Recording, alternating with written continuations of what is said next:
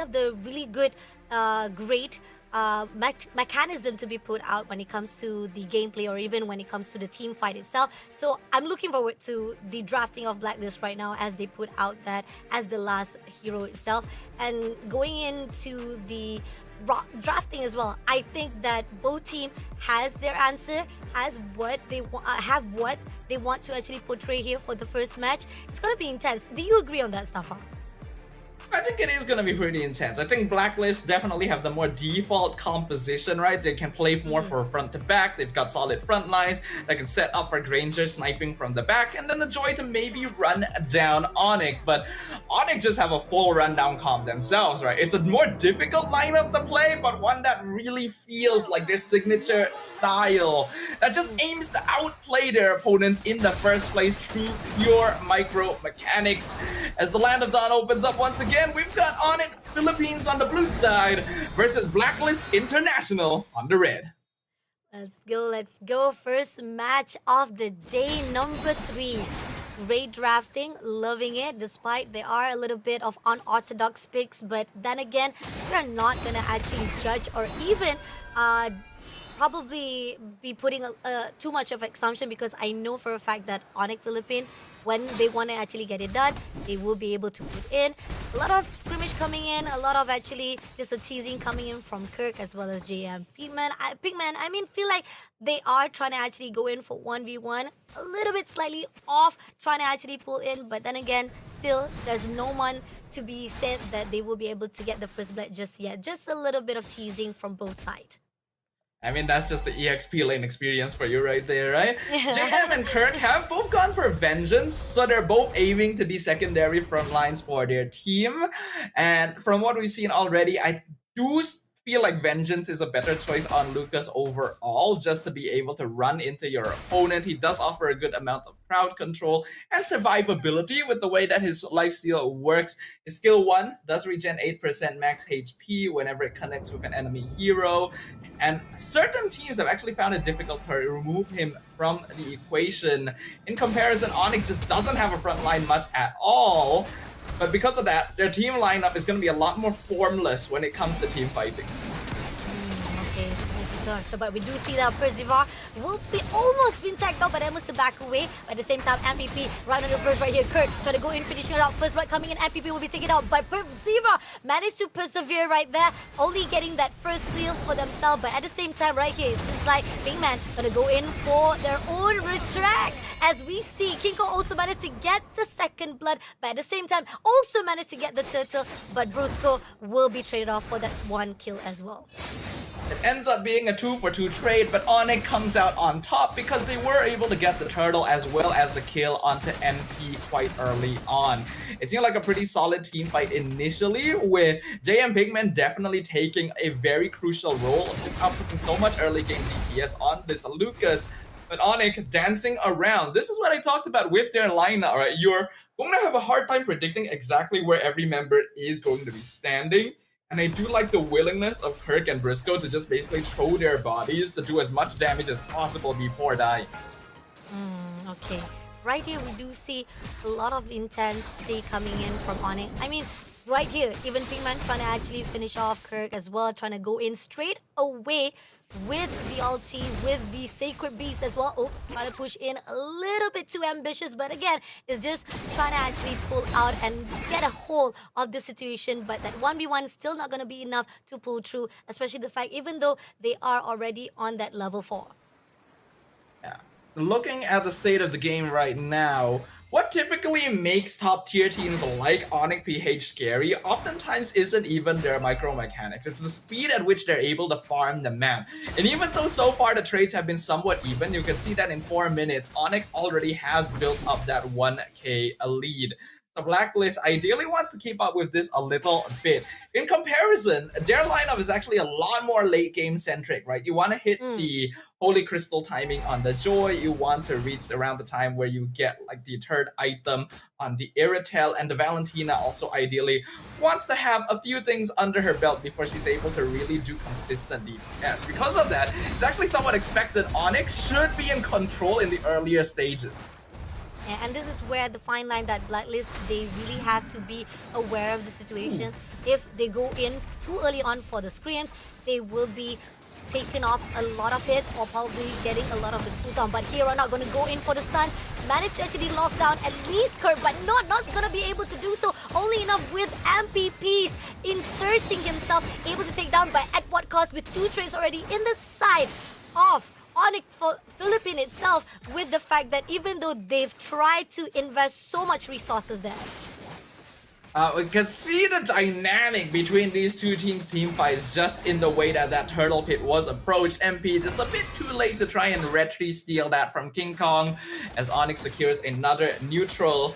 But Blacklist is trying to go for the more typical front to back, right? JM was actually standing in the back line trying to see if he could CC and poke out Briscoe and King Kong, but then immediately got isolated by the rest of ONIC. But now JM Pinkman will be taken out by Kirk at the same time, with even though MPP was trying to help it out, but it's a bit too late, and I think a little bit of ambitious of Pinkman to actually try to pull through. Even the fact that he was already in his own beast form is still not going to be easy with the fact that Kirk and Sprints is together.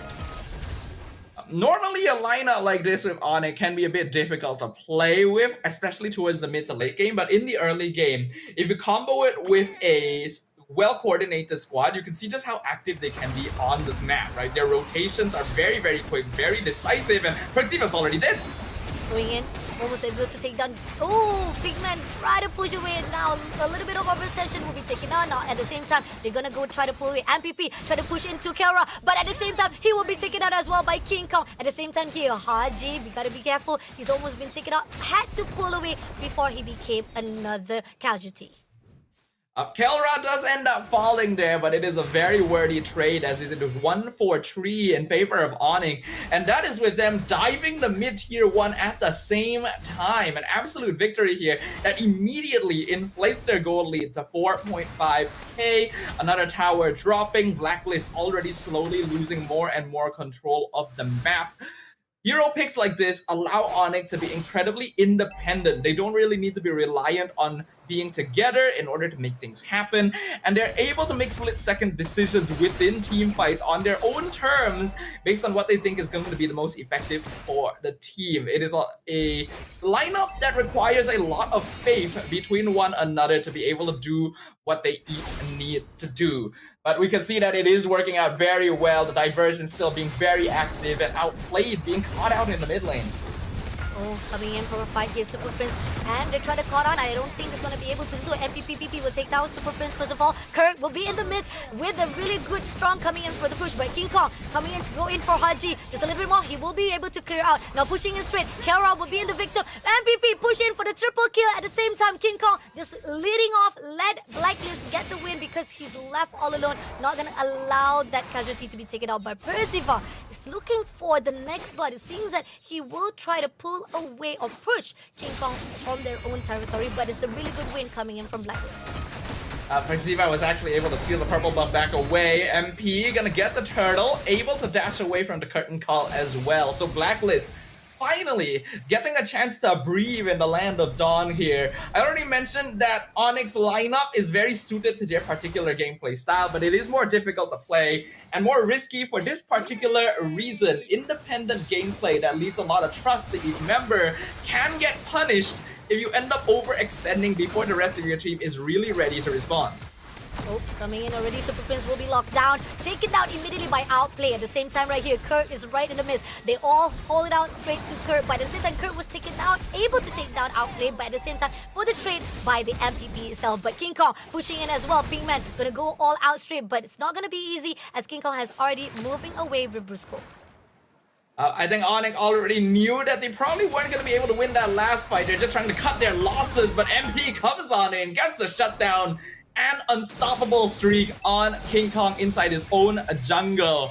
Kelra was able to get the bot tier 2, but still not the most beneficial trade for ONIC Philippines as Blacklist finally getting the scaling they need and are starting to bite back on the map. Oh, this is tough. I mean, we do see now finally Blacklist is already at a really good best form to be fighting off. early on, it was a little bit too ambitious, a little bit too overextension. They want to actually try to go all for the team fight itself. But now we do see that Blacklist, they've already got it down. They finally know how to actually shut down most of the players of ONIC. And this is where we see Blacklist will be able to actually try to turn things around for themselves. One of the big concerns about ONIC Philippines lineup is that they really don't have a lot of reliable crowd control to be able to lock down MP on this Joy specifically, since they have Khalid, Rome, and CCEXP. Diversion into the mid lane, but Blacklist isn't really nearby, so ONIC will just settle for controlling the Lord Pit instead. But because they're not able to lock down the Joy, MP is being left largely unchecked. And when ONIC is mostly split up doing their own thing during skirmishes, that is the situation that a Joy will thrive in the most, especially now that he's got that Blood Wings to even further increase his durability. Wanna actually try to contest for the lot here. We do see ONIC will try to bait out Blacklist, whether or not they want to actually try to fight off here in the midst, or will they actually just play it off with time? This is all disciplines coming in from both sides of the team. See Calra already doing some good damage. Curtain Call comes out from Kirk quite early on, but Blacklist still maintaining very safe positioning on the map. They want to pick off members first.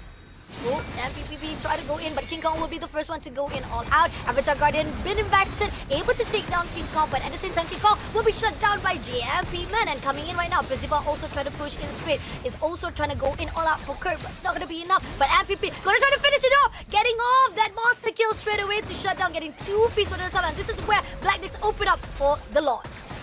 Yep, things are now looking a little bit dicey for ONIC Philippines. Blacklist are very good at fighting as a 5-man overall, and their lineup makes it so that they can stay pretty safe. They don't really need to split each other up, making it so that ONIC has to try and force something in their rotation instead. And so far, they've been a little bit unsuccessful in making things uncomfortable for their opponents, thus allowing Blacklist to just play the game they wanted to so far. Despite everything that happened in the early game, Blacklist now leading in kill score, and the network difference is minuscule for ONIC Philippines. They need a little bit more time. They ideally need more items onto Keldra so that they can really take control of the team fight, and if they can bait out the electrifying beats from MP earlier on, that's a little bit less to worry about when it comes to this mid to late game. I'm looking out right now, turrets is falling down from the first level. Even the second level is about to be shut down as well, almost close enough. Now they're trying to clear out most of the minions who's actually already marching through, and it seems that the 2 top lanes, which is top and the mid lanes, are already been grounded off for the turret itself, only left with 1 lifeline before they go into the crystal. And on the side right here, we do see Kirk coming in to fight with Pigment. A lot of damage been put out, but at the same time here, 3 players coming in to join into the party as well. Avatar Guardian straight away into Super Prince, but it's not going to call out. But at the same time, Pigment overextension itself, is it going to be enough? No, Kirk will be shutting down that overextension, but Brusco at the same time will be traded off by Outplay. And the trade Briscoe for JM right now actually is pretty good in favor of ONIC Philippines here, because this Lucas has actually been causing a lot of problems for them. You saw just how long it actually took them to remove him from the map in that previous engagement. Took like 2 or 3 players, and most of them ended up almost killing themselves because of the vengeance as well. It's because of this Lucas that Blacklist is able to take control of the fight so much more easily. I've already highlighted multiple times throughout multiple tournaments that as long as Gatot Kacha has a primary initiator on his team, then he can save the AOG for later in the fight to be a little more threatening. And this Lucas is precisely what he needs. It's lucky that ONIC were able to get Super Friends out in that particular situation, but they had to commit so many resources to do so. Because of that, timing is now looking a little bit tricky for ONIC. Ooh, an MVP caught in the midst of 3 players. That's not where you want to be. But then again, was able to move away as quickly as possible before being taken out by ONIC. Now, things are getting a little bit peaceful in the Land of Dawn, but at the same time, they are looking forward to the second lot, as it's going to be spawning within the 4 seconds. There are certain teasing coming in. Ziva looking straight to Brusco. So looking for the discipline that is coming in from both sides of the team. Who will be trying to tease out and who will be baiting out. And knowing for a fact that Perziva will try to actually get at least the Avatar Guardian to shut down or even locked on ONIC players. That's where the fine line where Blacklist will be able to actually get a hold of the control. Personally, I feel like ONIC shouldn't be grouping up too much behind the Lord Pit because they just don't have a team composition that's very good at holding position. Instead, they could be sending Kelra with Super Friends onto the opposite side of the map to get some split push in, and then diversion back into the fight when it is necessary. Because they are all right here, they're not really getting too much macro done on their map. They're relying on slow pushing through the natural minion waves. Kelra being diverted into backline.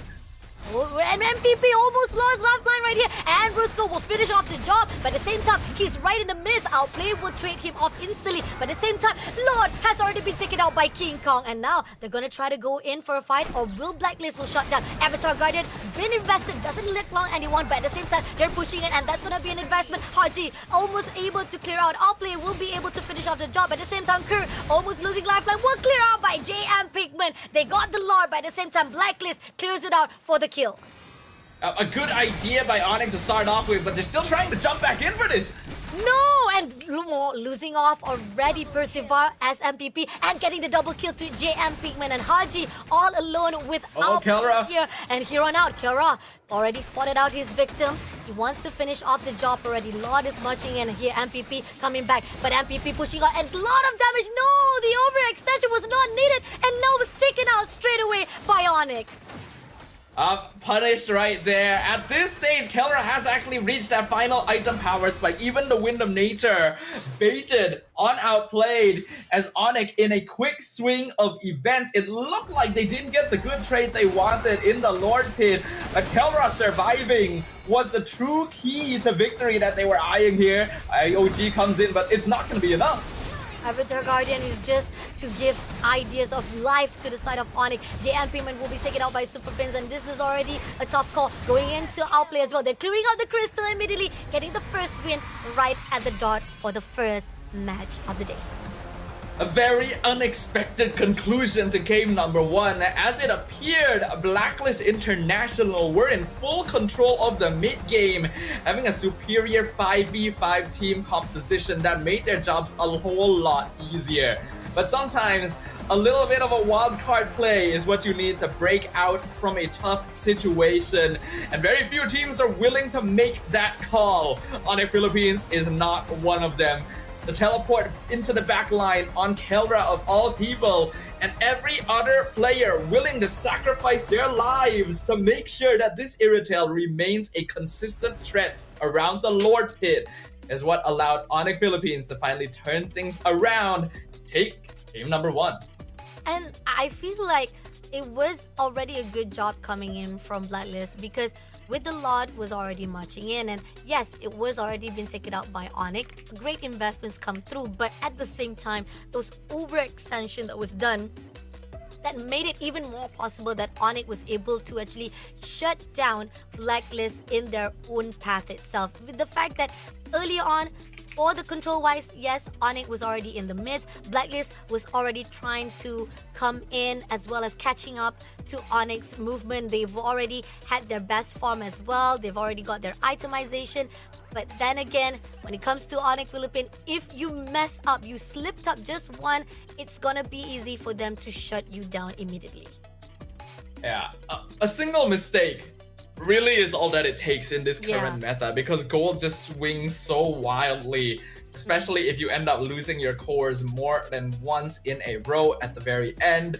MP had been dominating throughout the mid game once he hit that Holy Crystal timing, specifically targeting Kelra and Super Friends every chance that he got. But once Kelra got that Great Dragon Spear timing as well as the Windtalker at the very end, he actually could out-mobilize and just straight up outburst the Joy as well if MP came at a very predictable angle, and the desperation kind of forced him to see if he could make that happen at the end, and it cost Blacklist pretty dearly. King Kong still gonna end up being the MVP of game number 1. Despite all the burst damage we saw from Kelra, King Kong actually did the most DPS overall, having 6 kills at the end. But the honorable mentions both actually go over to Blacklist International. Their team fighting was actually pretty clean up until a certain point. True. I feel like, again, there was so much that Blacklist was able to overcome, was able to adapt to ONIC, and the idea that was portrayed and Persecure during the mid game was beautiful. And there was a chance that we see that Blacklist was already in control of the match number 1 itself. It's just that amount of time that they try to actually invest their resources, it was not kicking into what they expected. And once they actually lose some of the fights itself, and once they actually were a little bit too confident or overconfident, that's where ONIC Philippines was just able to manipulate or even able to go into the fine line of Blacklist Philippines. But look at King Kong as the MVP here with 6,210 KDA, 842. I mean, we saw the highest one is 900, and that's all at the average of GPM itself here on the gameplay. And we got 80% kill participation coming in from King Kong himself. 842 GPM is actually a very respectable number for a jungler, but it is low for King Kong compared to the other GPM scores he has had through the challenge season so far. That's just how much he had been popping off until this point. You gotta give props to ONIC Philippines. I had mentioned during that last Lord fight that on paper it would be smart to send Kelra and Super Prince maybe to the top lane, get a split push in, and join the fight with diversion when necessary. But they played the long game instead, and maybe the more surprising one too, by blinking into the tri-brush first while keeping Kelra hidden so that Blacklist wouldn't know whenever he was actually left unchecked.